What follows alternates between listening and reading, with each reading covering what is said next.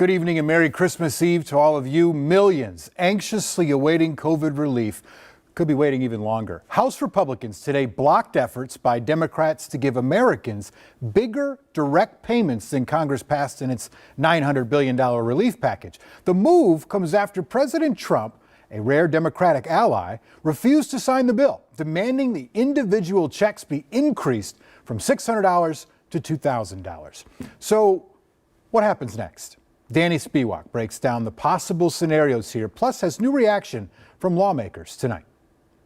After months of negotiations, Congress finally passed a second COVID-19 relief package this week, including $600 in direct payments to people making up to $75,000 a year.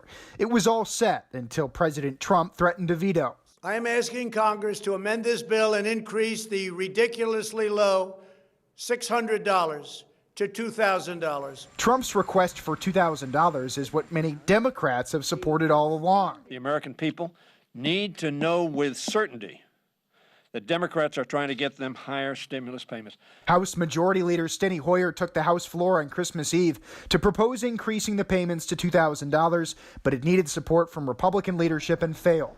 They'll try again Monday, where Minnesota Democrat Betty McCollum says, quote, every vote against it is a vote to deny relief from the financial crisis so many families are facing. If the president vetoes this package because he doesn't like the stimulus total, he would also be killing a separate government spending bill because Congress passed them both at the same time.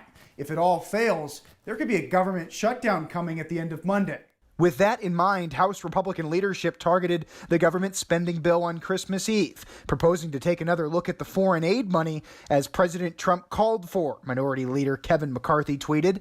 But Democrats rejected that, with Representative Ilhan Omar saying the president himself had requested the foreign aid in his own budget and that by focusing on that and not the stimulus payments, quote, people are suffering while you comfortably enjoy your Christmas. Republican leaders in the Senate say the president should simply pass the bill that's coming to him to avoid a government shutdown.